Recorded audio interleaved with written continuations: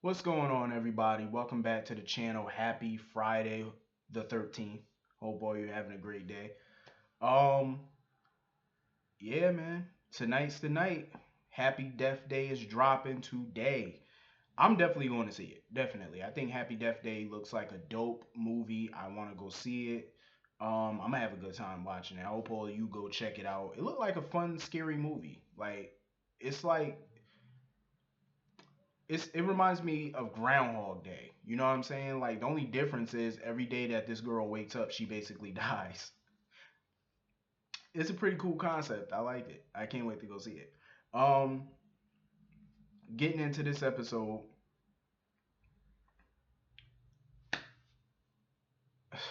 Nell, Nell. Nobody in Port Charles seems to like this girl. Like she's just on everybody's bad side. Even Valentine is threatening this girl. Like he feels like she's a snake in the grass. That's how Valentine feels about her. He feels like yeah, she definitely up to something. I feel like even if she didn't murder Zach, I feel like she's hiding a lot. And judging by after watching today's episode, she definitely is still lying to Michael. And Michael, when he was talking to Curtis, he tried to rationalize her lies. I said, Michael, come on. Now I've said Michael was naive in the past, but now I feel like he's just dumb. She lied to you multiple times. She didn't lie just once. She lied multiple times. And she continues to lie to you because the information that Curtis told you proves that she's still lying to you. But here's my problem. Michael wasted money. Now, I did agree that he should hire a PI. I did say that. But judging by the information that Curtis got, Michael could have did all of this on his own for free. Because Sharon basically told Curtis everything that she told Michael and Carly. The only difference was she told Curtis that Nell was her mother's assistant. That's something that she never told Carly and Michael. So that's the only difference to that was that she was the assistant to to Sharon and Zach's mother. And even Curtis pointed out to Michael that it sounds similar to what Nell did when she came to Port Charles. She was Carly's assistant. It sounds similar. Um, but it's like all Curtis did was do a quick Google search on Nell, and he found out that she basically was on the swim team, and she got a medal. So she was a pretty good swimmer. So it refutes her story that she wasn't a strong enough swimmer. You were on a swim team, and you won a medal for being on the swim team because you were that good. So Michael wasted money on a PI for doing something Michael could have did himself. He could have easily Googled it just like Curtis did. Curtis Googled that. Google is a powerful tool. Soon enough, it's about to replace PIs. All you gotta do is Google if you want the information. Quick Google search. Tap, tap, tap. You got the info you so desire. That's all Michael had to do. So, question now is what's Michael gonna do? What I find funny also is that the Florida police they didn't have the foresight to Google Nell and see that she was a strong swimmer. They couldn't Google that. Everybody could have Googled that if you wanted info. I don't think like I got a feeling Nell probably didn't kill Zach. Maybe she didn't, but she's a serial liar. All the girl does is lie. So she does. So anyway, moving on from that, Anna and Finn. Where are we going with this storyline? That's all I want to know. Because it was a little tidbit interesting, but now it's like, okay, can we move this along? Like, what are we doing with this Cassandra storyline? I would like to know. Like, what's going on? Please enlighten me. Um, so Cassandra ended up coming to Port Charles a day early, and she bumped into Finn and Anna. And that was kind of a problem for Anna because Anna didn't want her and Finn to be around each other when Cassandra came into town. She had to be, you know, away. But the cat is out of the bed, out of the bag. Cassandra saw them together, and so Anna had to flip it and make it seem like her and Finn were a couple. I had to laugh at that one. because they have no chemistry together at all romantically. I cannot see Finn with Anna. I mean, I know what they say, opposites attract. They do, but I don't see it. Like, maybe eventually, if they do find themselves attracted to each other for real, maybe the chemistry will get there. I don't know, but for right now, there's no chemistry.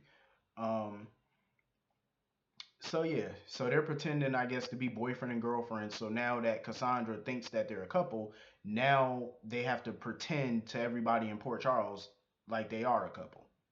But what about Andre? Him and Anna were getting close. So I wonder how he gonna feel about all this, because they were getting close. Unless she gonna fill him in.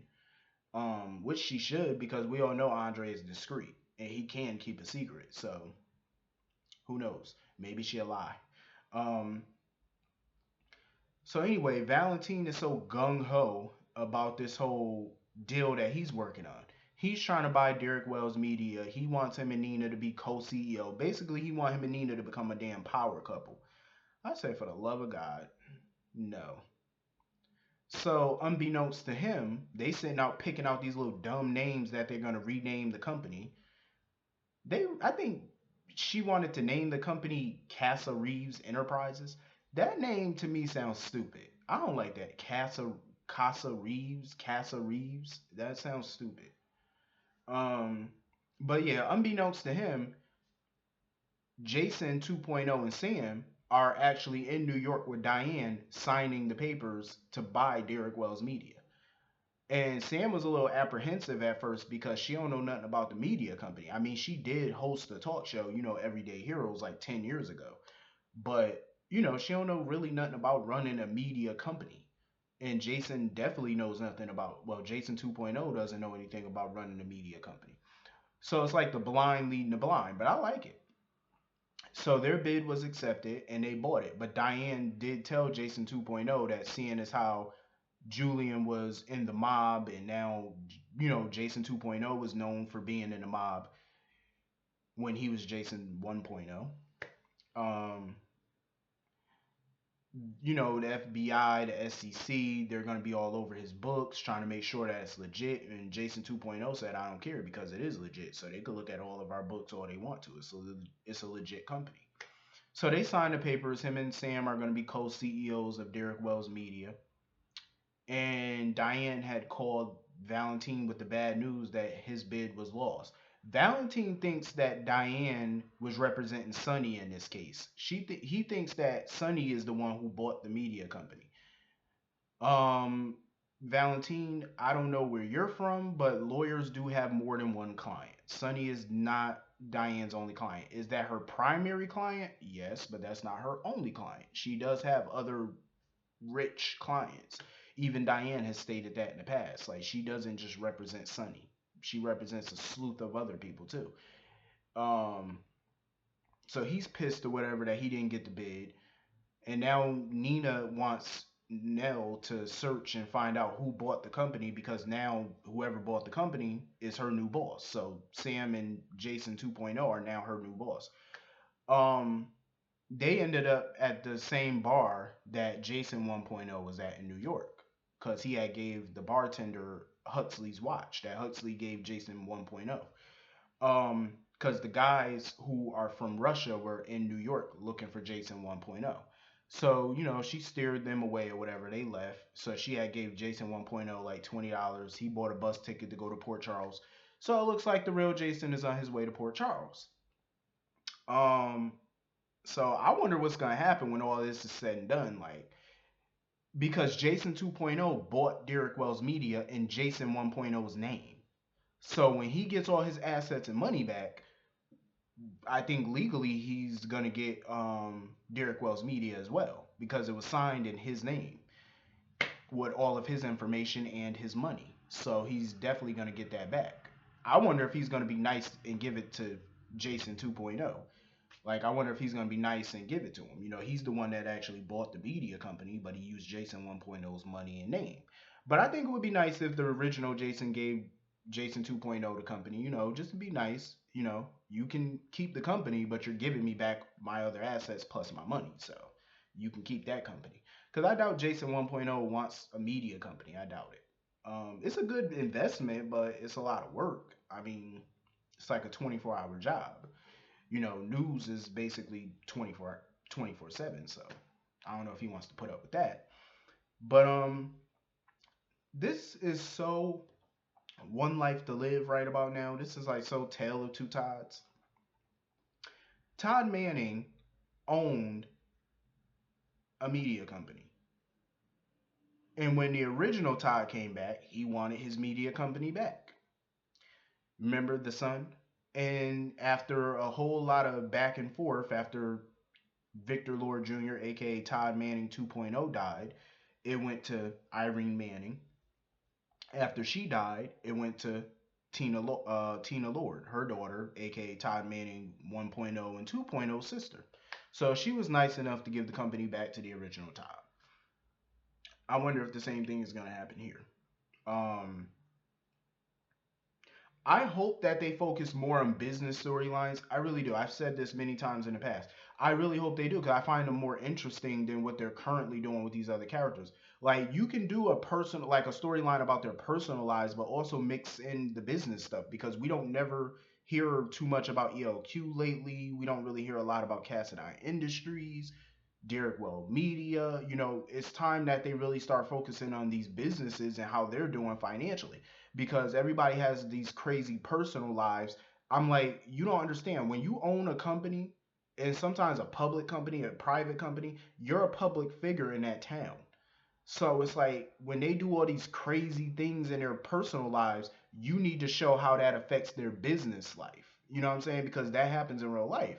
Like so many people go through like look at Weinstein, the guy who owns the Weinstein company. Look at him. Everything that was going on with this sexual harassment stuff against him, look what it's doing to his personal life. The board of directors forced him to resign as CEO of his own company because of what's going on right now in his personal life. That's the type of stories General Hospital needs to be telling. Stop ignoring the companies. We grew up with these companies. These companies have been a staple on the show. We need to know like what's going on financially with ELQ, what's going on financially with Cassadine Industries. It just makes it a little more realistic, and it makes it more intriguing and fun for me. I don't know about everybody else, but for me, I enjoy it. That's what I love about YNR so much because it focuses on Newman and Jabot, and it ties into their personal life too. So, it's executed better. Like I said, I think it could work for GH2. I'm not saying that they should stop everything that they're doing and reorganize the show to focus more on business. That's not what I'm saying. But, these people are CEOs of these mega companies, and what you do in your private life affects your professional life. So you need to focus on that too. And I hope they do. So anyway, Ava is still frustrated with Griffin. Even after sex, she's still frustrated with him because he hasn't really made a decision about if he's going to leave the priesthood or not. And I feel like she's at her point where she needs to know what he thinks of her. Like, are you serious about me? Are you not serious about me? Like, do you want a relationship? Because it's obvious to me she wants a relationship with Griffin. But he's kind of on the edge. Like, he's trying to get her to understand that he's been a priest for a while and he takes it seriously. You know what I'm saying? And he wants her to understand that making a decision like this is not easy. Because he's thinking, if he says, okay, I'm gonna resign as a priest, that's huge for him because that means he's gonna be no longer a priest, something that he takes seriously. So it's not a simple no, I'm not gonna be with you, or yes, I'm gonna be with you. It's not that simple. And she's trying to make it seem like the decision is so easy. He's trying to tell her it's not as simple as you're making it sound. You ever heard the phrase, it's easier said than done? And he's trying to tell her it's literally that. Easier said than done. It's not as easy as you're trying to make it out. And I agree with Griffin. Ava need to give him a little space and give him a little time to figure out what he really want.